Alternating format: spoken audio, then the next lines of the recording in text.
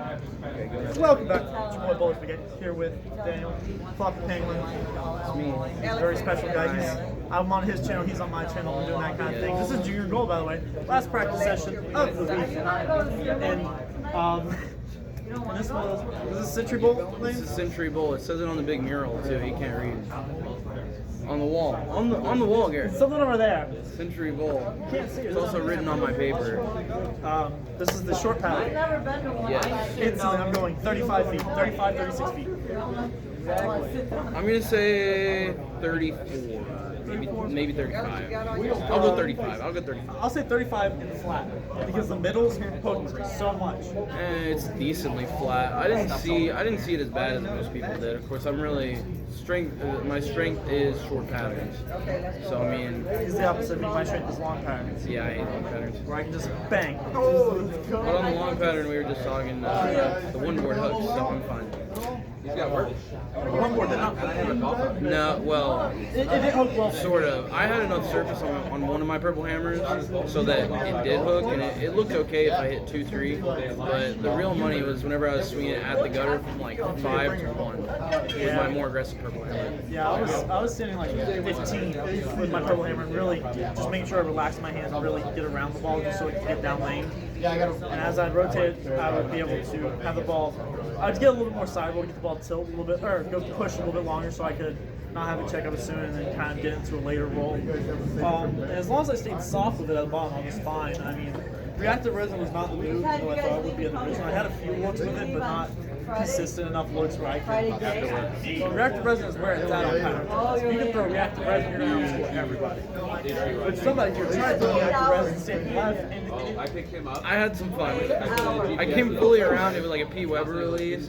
Just stood way left and tried to throw it at the one board. It was funny, honestly. For the amount of times I pulled it. yeah.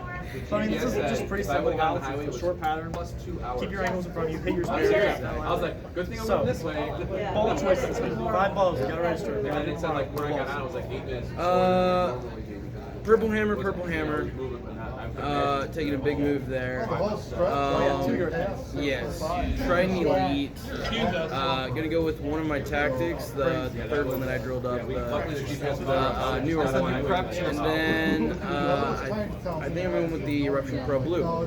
So those are my a 5. lot of lower stuff. Yeah. And one mid-tier ball, which would be the tactic. Yeah. Well, the Trident Elite is like a lower mid, and then the tactics is upper mid. Yeah. For me, you're looking at number 1 ball. I've thrown on 3 out of the 4 patterns. As expected, purple hammer. Everyone gets. Oh yeah, purple hammer 500. It's God ball.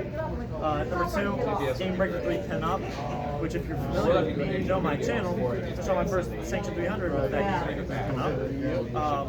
It's a middle tier hybrid. It accepts service really well. It's 1,000 right now. Number 3, beast, low end, symmetric ball.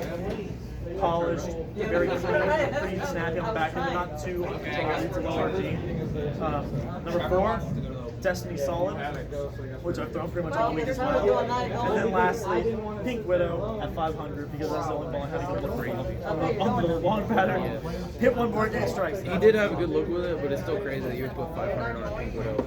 That's what the pros were doing, so I just copied those.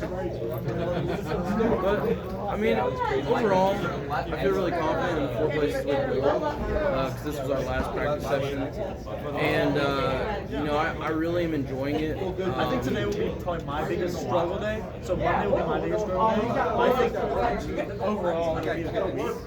I'm shooting for like a what are you looking at? Minus, plus. I'm thinking for the week I would like to go plus 1, plus 100. Oh, I thought you meant plus 1. Yeah, plus 1 for the whole week. Chill. I mean, it's good to set a goal. I guess if I had to set a goal, I don't know. I don't chase numbers. Well, yeah. I mean, well, if I'm gonna set a goal, I would like to go around plus 15 on average. So multiply that by 4. 4 would be plus 60. So what are we looking at in terms of cut? What do you think the numbers will be for first cut? I think it'll be a 185 average. It'll be somewhere in that area. I mean, last year was really an anomaly because of how high scoring it Yeah, was. because everybody's throwing Europe. And because of USA Bowl. And also, you got to remember, this is the year we split off with U17 and U20 boys. So it actually, that probably will raise the cut a little bit for us. So I think 185 would be a good number. First cut, second cut, I'm thinking 195. And I think match place would be like 204. It's definitely gonna be close for that match play cut. Oh yeah, I'm not certain. I think it's gonna be really It hot. depends on that advancers round pattern. Because I don't know how it will play, because the way that I see that bowling alley is playing, the Thunderbolt. I said Firelight. Firelight. Yeah, Shawnee, Oklahoma. No, Thunderbolt.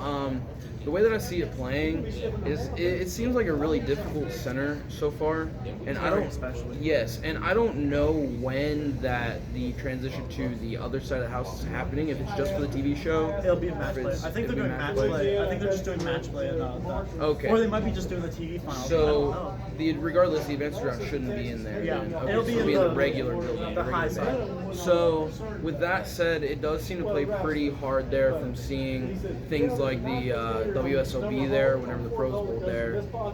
It definitely seemed like it was a semi-difficult place to play. The gutter does like to naturally hook there from what I've seen, but it's really difficult whenever you put something that's high volume and long. Plus with Nick putting out the pattern. Yeah, I was about to say Hoagland decided to make something a little more higher volume-ish and definitely long for that center. Probably because he wanted to take the gutter out of play because he knew it would hook there. Oh yeah, I definitely believe that if we get to advanced round, which I hope you and I both do, so we continue the series and hopefully get more videos up. Well, yeah. That'd be fun.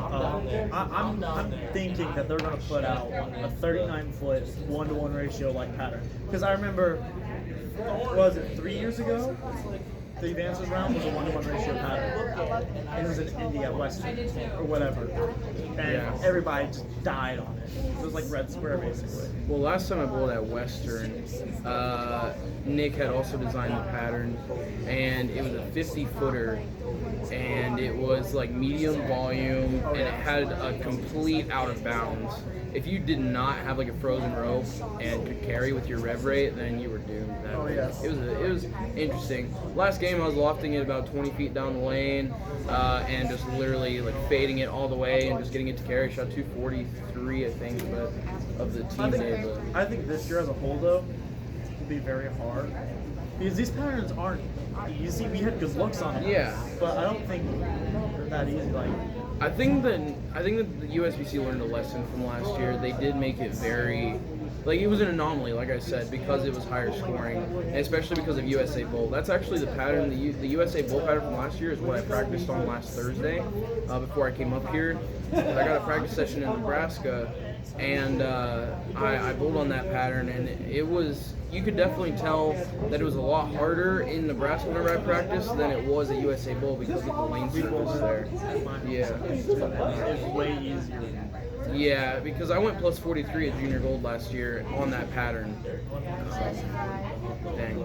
I know. I was the only person struggling at USA Bowl. I felt so bad. Yeah, whenever I went plus 43 last year there, it was more about just finding that right spot and playing the track area with something rolly that wouldn't overhook, and about controlling the back end. And I've bowled at USA Bowl a lot in my life because I'm only 4.5 hours from there, living in Texas. But you know, it's, See, I hope, I say this on camera as much as possible, and I say this to him as much. I hope him and I cross because we play very similar lines. So I'm really hoping that you and I get some luck. And I know we're talking about like other pairs and all that, but really we could play the same line all week long if we're on the same pairs. I would love to bowl with anybody that I know personally. So like Garrett, Alec, from my videos on my channel. Or Just like, me personally, because I offered this idea. yeah, it was a good idea. I was like, you have a YouTube channel, let's do videos. I'm really glad that he reached out to me too. And go ahead. Okay, well, yeah, I was gonna say like people like Tom, Hanky, or somebody that I know personally. I feel like it'd be good to cross with them, keep it light, keep energy moving, and kind of keep a good mentality about it. Plus, you know, those are the kind of people you can talk to about. You don't have to be like, you don't have to be like a businessman in a suit and tie. You can just be yourself. And that's the key thing about this tournament is you gotta bowl like you want to. If you bowl like somebody else, you're never gonna do anything good. Exactly. You gotta be yourself. You can never win something if you're just chasing somebody who's better than you. Exactly. In the words of Pete Weber, this was my senior quote. To be the man, you got to beat the man. That's also Ric Flair as well. But I like it whenever Pete Weber said it. Who's Pete Weber? But yes, duh. I like Pete Weber. Pete Weber's my favorite. A lot of people who know me from Prodigy know that I have a lot of energy like Pete Weber. But I mean, I see it as a good. This is a great experience for anybody out there that is a youth bowler able to bowl in junior gold, because of the people you meet and the experience, the energy about it. You know, being able to bowl at these different bowling alleys, getting the experience of the patterns, and like all these different people that are keeping the energy up for you. You know, and you always want to be that guy that can help support others in, you know, something like this. No, hopefully you can meet celebrities like us. Even though we're very small celebrities, we're celebrities. This man, we were walking around the expo. This man like knows everyone. I was about to, yeah. I'm sitting there like, huh. I had people that didn't even know me come up, like I've never seen before, come up to me and say hi. So I thought that was really cool. So shout out to those random people that I don't know. I'm still waiting for a kid to ask for my autograph. That would be the day. I bowled a lot of PBA regionals in my career, and a few years ago, it was 2 years ago, in my hometown of Lubbock, I bowled the PBA regional there, and I had like 4 or 5 kids come up to me and ask me to sign their bowling pins. So that was pretty cool. They were little kids too, so I loved it. It was great. Wow, okay. That's not good, but... enough of that video. We have stuff to do. We'll see you tomorrow. We'll probably do a video after tomorrow. You'll probably come to my hotel out in New York. Something like that, We'll yeah. figure it out. So we'll end this off. We'll hit you up after we bowl. Yeah, after I get this uploaded, and he uploads twice today. Yep. Which we're about to pass week. And so, be expecting a lot. I'll see you all later. Have a nice day. And so...